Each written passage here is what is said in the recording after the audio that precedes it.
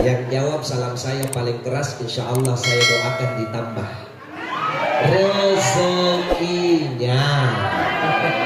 Assalamualaikum warahmatullahi wabarakatuh.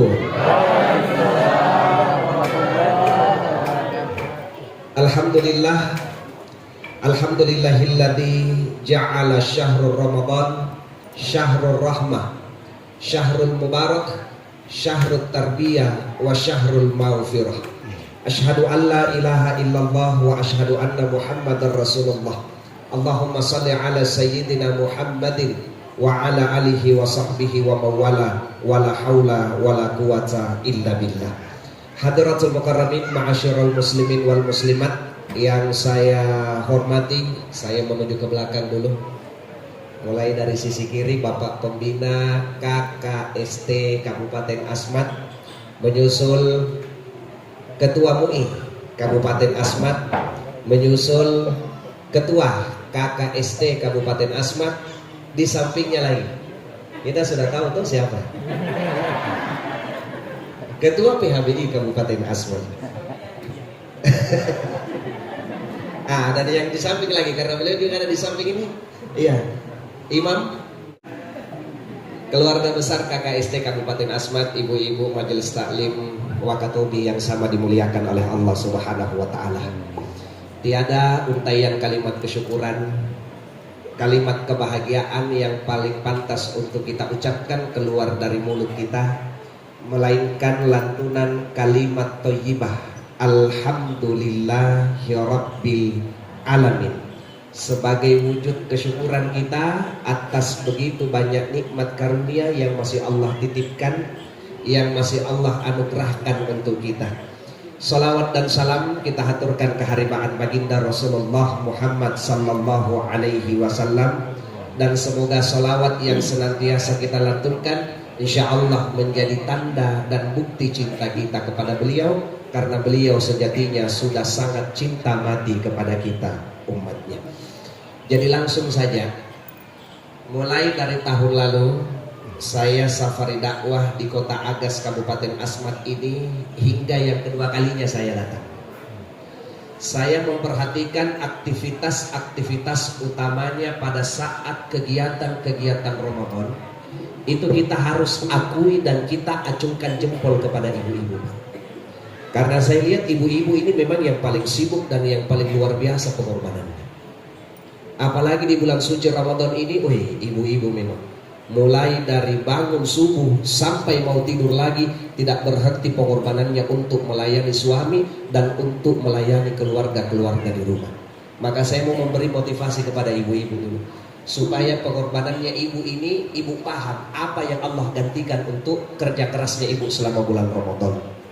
Satu, pada saat istri itu menyediakan air 1 gelas saja di meja, kemudian 1 gelas air itu diminum oleh suami, maka Allah berikan pahala kepada ibu sama dengan melaksanakan puasa selama 1 tahun. Jadi kalau mau lebih banyak, jangankan gelas, galon taruh di atas meja.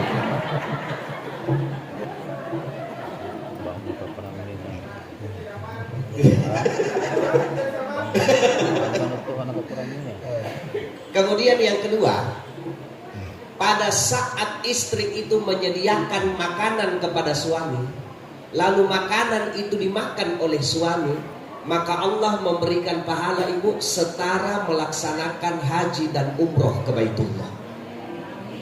Itu luar biasa.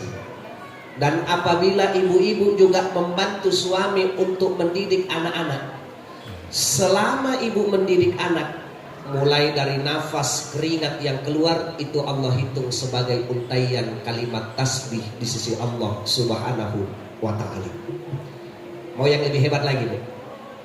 Dari Syekh Abdul Malik bin Habib Al-Qurtubi, di dalam kitabnya Adabun Nisa, kita angkat 3. Yang pertama, pada saat istri itu dengan rela dan ikhlas melayani suaminya.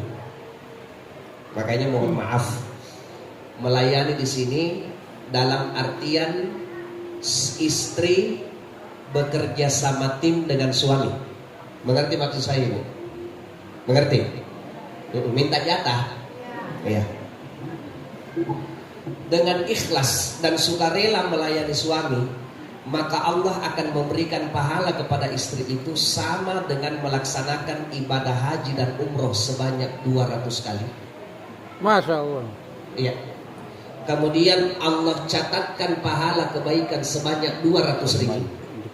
Dan di surga nanti Allah akan angkat derajatnya ibu-ibu 200 derajat lebih tinggi. Satu. Kemudian yang kedua, pada saat istri mencium suami dengan ikhlas, ya, entah itu di pipi, entah itu di kening, atau di tempat yang lain,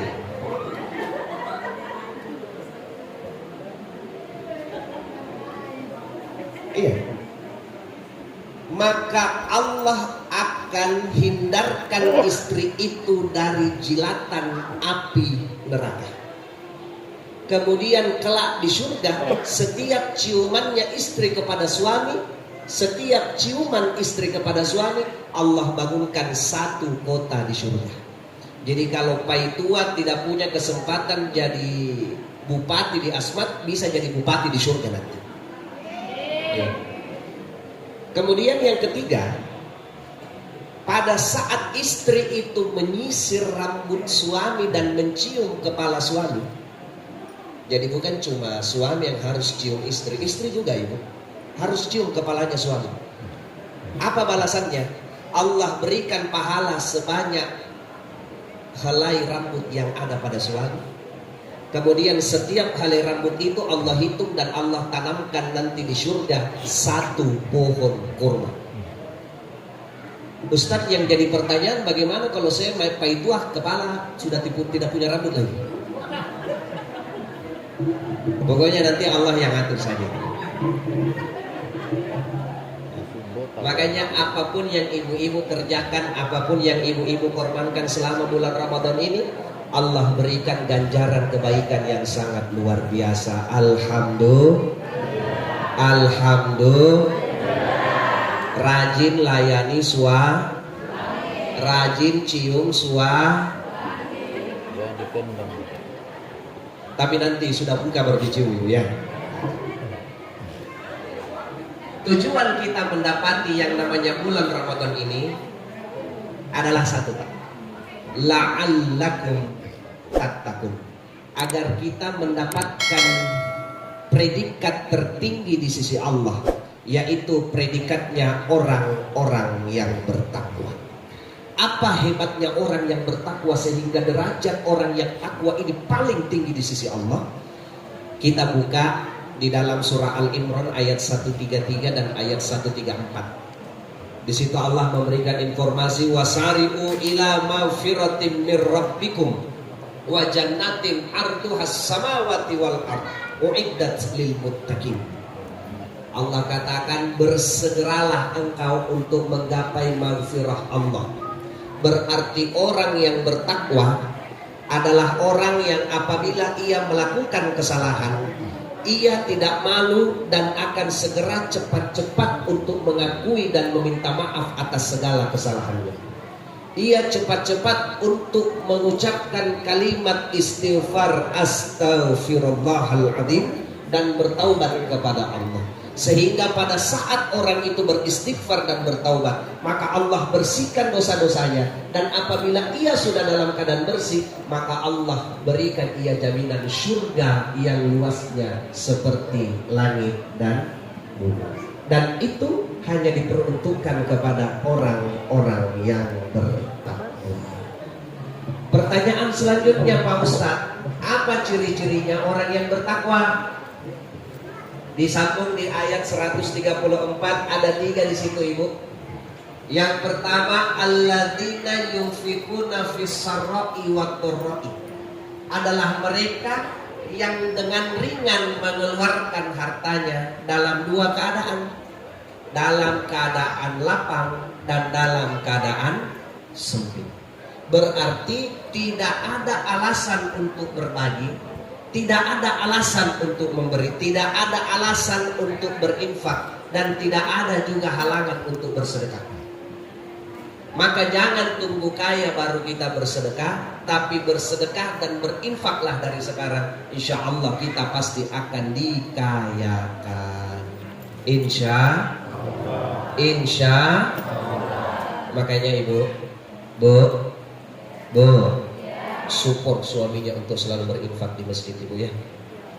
Kalau paitua cuma kasih keluar uang 20.000, harusnya paitua yang tambah. Aduh, papa, pace. Ini kasih masuk ke masjid 20.000 itu masih lebih mahal rica di pasar.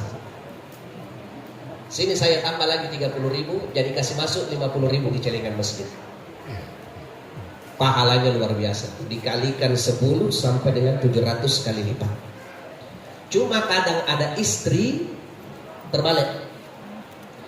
Dia lihat suaminya tarik uang 100.000, langsung diambil sama istri. Aduh papa, terlalu banyak ini masuk celengan masjid ini. Ini sudah 10.000. Jadi bagaimana kita punya rezeki itu mau diluaskan oleh Allah. Jadi memang salah satu kehebatan dari sedekah dan berinfak kita memberi, maka Allah akan memberikan kita rezeki dari jalan yang tidak disangka-sangka. Setiap pagi hari malaikat itu 2 yang turun setiap rumah kita masing-masing. Yang pertama, malaikat itu mendoakan, ya Allah tambahkanlah rezekinya bagi keluarga ini, yang apabila ia keluar, ia mau mengeluarkan hartanya untuk berinfak. Tapi malaikat yang kedua mengatakan, ya Allah sempitkan rezekinya keluarga ini, apabila ia memiliki kemampuan lantas ia pelit untuk berinfak. Saya kasih satu kejadian nyata. Di Makassar itu ada satu pasar terkenal Bapak Ibu, namanya Pasar Terong. Itu pernah terjadi, terbakar. Nah, ada satu peristiwa yang unik. Jadi sudah kurang lebih 5 hari, 6 hari, kan harusnya padam. Cuma ada satu toko di situ yang apinya kembali menyala. Ternyata ditelusuri,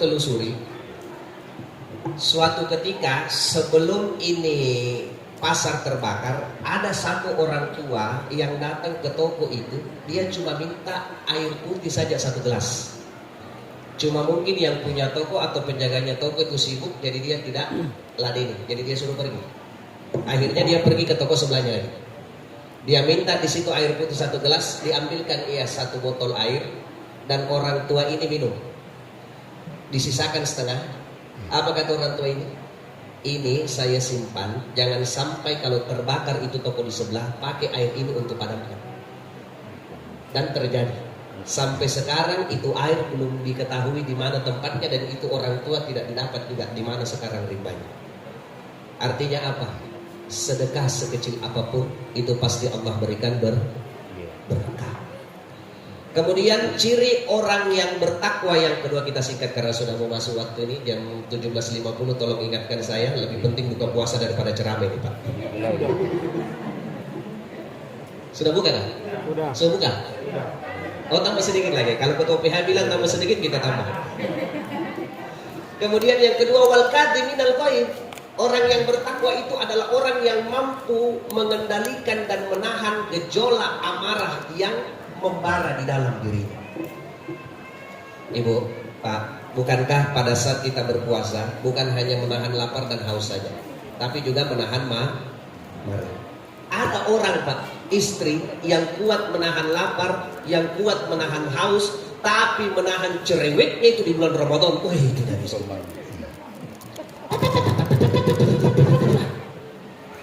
Cuma memang saya baca, sudah, oke. Kita kalau begitu kita langsung potong saja, karena lebih penting ini. Mari bersama-sama kita berdoa, semoga ibadah-ibadah yang kita lakukan khususnya puasa pada hari ini insya Allah diterima di sisi Allah dan menjadi amalan-amalan yang terbaik.